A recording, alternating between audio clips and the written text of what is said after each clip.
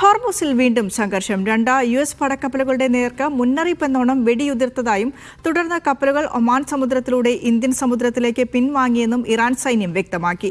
സമ്പുഷ്ടീകരിച്ച യുറേനിയത്തിന്റെ ഒരു ഭാഗം മൂന്നാം രാജ്യത്തിന് കൈമാറാൻ തങ്ങൾ തയ്യാറാകുമെന്ന മാധ്യമവാർത്ത ഇറാൻ തള്ളി. ലബനാനിൽ ഇസ്രായേൽ ആക്രമണം തുടരുകയാണ്. ലബനാനെ വിലപേശൽ ഉപാധിയായി ഇറാൻ മാറ്റരുതെന്ന് പ്രധാനമന്ത്രി നവാഫ് സലാം പറഞ്ഞു. ഇറാൻ എന്ന രാജ്യം വെനിസ്വേല പോലെയല്ലെന്ന് US പ്രസിഡന്റ് ഡൊണാൾഡ് ട്രംപ് പറഞ്ഞു.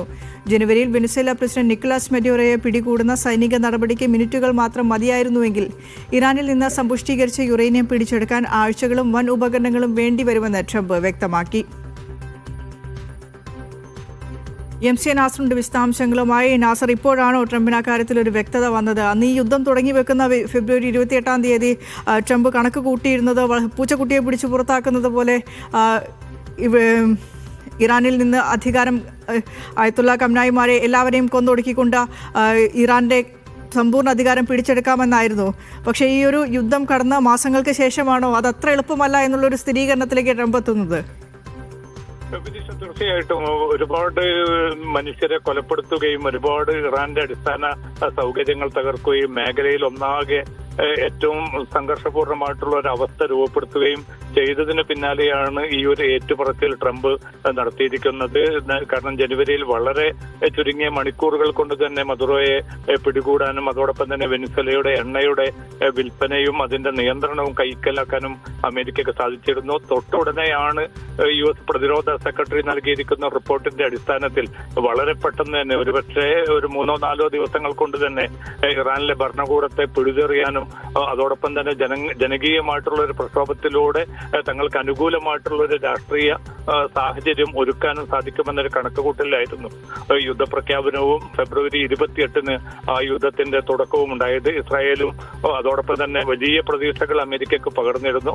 പക്ഷെ ഇപ്പോൾ ട്രംപിന്റെ ഈ ഒരു വിലയിരുത്തൽ വരുന്നത് വളരെ വളരെ വൈകിയാണ്. കാരണം അദ്ദേഹത്തിന് മനസ്സിലായിരിക്കുന്നു ഒരുപക്ഷെ വർഷങ്ങൾ തന്നെ വേണ്ടിവരുന്ന ഒരു യുദ്ധമായിരിക്കും ഇറാനിൽ നടക്കേണ്ടത്. പക്ഷെ അനുകൂലമായിട്ടുള്ള ഒരു സാഹചര്യമല്ല രൂപപ്പെട്ടത് എന്ന തിരിച്ചറിവും ട്രംപിന്റെ ഈ വാക്കുകളിലുണ്ട്. അതുമാത്രമല്ല, നേരത്തെ ജിമ്മി കാർട്ടർ മുൻ അമേരിക്കൻ പ്രസിഡന്റ് പരാജയപ്പെട്ട ഇറാൻ പ്രശ്നത്തിൽ താൻ അത്തരമൊരു പ്രസിഡന്റ് ആകാൻ ആഗ്രഹിക്കുന്നില്ല എന്നുകൂടി ട്രംപ് പറഞ്ഞു വെക്കുന്നുണ്ട്. അതിന്റെ അർത്ഥം ഒരുപക്ഷെ ഈ പുതിയ തിരിച്ചറിവിന്റെ അടിസ്ഥാനത്തിൽ കുറെ കൂടി രാഷ്ട്രീയ പക്വതയോടുകൂടിയുള്ള ഒരു സൈനിക നടപടിയോ അതല്ലെങ്കിൽ നയതന്ത്ര പ്രശ്നപരിഹാരമോ ട്രംപ് ആഗ്രഹിക്കുന്നുണ്ട് എന്നാണ്. എന്തായാലും ഈ പുതിയ വെളിപ്പെടുത്തൽ വരുന്നത് വളരെ വൈകിയാണെന്ന കാര്യം ഉറപ്പാണ്. പക്ഷെ അതേസമയം സംഘർഷം മേഖലയിൽ തുടർന്നുകൊണ്ടേയിരിക്കുകയാണ്. ഇന്നിപ്പം അമേരിക്കൻ പടക്കപ്പലുകൾക്ക് നേരെ തങ്ങൾ മുന്നറിയിപ്പ് വെടിയുതിർത്തു എന്ന് ഇറാൻ സേന വ്യക്തമാക്കുന്നുണ്ട്. അമേരിക്കയുടെ US സെൻട്രൽ കമാൻഡ് പറയുന്നത് അത്തരമൊരു സാഹചര്യം ഉണ്ടായിട്ടില്ല. പക്ഷേ ഉണ്ടായിട്ടുണ്ട് എങ്കിൽ തീർച്ചയായിട്ടും അതൊരു വെടിനിർത്തൽ ലംഘനമായി തന്നെ തങ്ങൾ കണക്കിലെടുക്കുന്നു എന്നൊരു പ്രതികരണമാണ് US സെൻട്രൽ കമാൻഡിന്റെ ഭാഗത്തുനിന്നുണ്ടായിരിക്കുന്നത്. പക്ഷെ ചർച്ചകൾ മുന്നോട്ട് പോകുന്നതായിട്ട് ഇറാൻ നേതൃത്വവും സമ്മതിക്കുന്നുണ്ട്. പക്ഷേ തങ്ങൾ ഉദ്ദേശിക്കുന്ന രീതിയിൽ ഒരു ഫലപ്രദമായിട്ടുള്ള അവസ്ഥയിലേക്ക് ചർച്ച ഇനിയും മുന്നോട്ട് പോയിട്ടില്ല. ഇതിൽ ഏറ്റവും പ്രധാനപ്പെട്ട ലഭ്യമാകുന്ന റിപ്പോർട്ടുകൾ പ്രകാരമുള്ള ഏറ്റവും തടസ്സം നിൽക്കുന്നത് ഇറാനുള്ള സ്വത്തുക്കളുടെ ആ കൈമാറ്റം അത് ആദ്യഘട്ടത്തിൽ തന്നെ വേണമെന്ന പിടിവാശി ഇറാൻ ഉന്നയിച്ചിട്ടുണ്ട്. ഏതാണ്ട് $24 ബില്യൺ വരെയുള്ള തുക തങ്ങൾക്ക് ലഭ്യമാക്കേണ്ടതുണ്ട്. അതിന്റെ പകുതി തൽക്കാലം തുടക്കത്തിൽ നൽകാമെന്നും ബാക്കി ഈ ഘട്ടം ഘട്ടമായിട്ട് നൽകാമെന്നൊരു തീരുമാനമാണ് ഇപ്പോൾ പാകിസ്ഥാൻ മുഖേന അമേരിക്ക അറിയിച്ചതെന്നും ഇറാനിലെ മാധ്യമങ്ങൾ റിപ്പോർട്ട് ചെയ്യുന്നുണ്ട്. ഇതിന് പൂർണ്ണമായിട്ടുള്ള ഒരു സ്ഥിരീകരണം ലഭ്യമായിട്ടില്ല. അതേസമയം തന്റെ മുഖം രക്ഷിക്കാൻ ഉതകുമാർ ആണവ പദ്ധതിയുമായി ബന്ധപ്പെട്ട കാര്യത്തിൽ പരമാവധി വിട്ടുവീഴ്ച ഇറാൻ ചെയ്യണമെന്നാണ് പാകിസ്ഥാൻ മുഖേന ഇപ്പോൾ അമേരിക്ക ആവശ്യപ്പെട്ടതെന്ന റിപ്പോർട്ടുകൾ കൂടി വരുന്നുണ്ട്.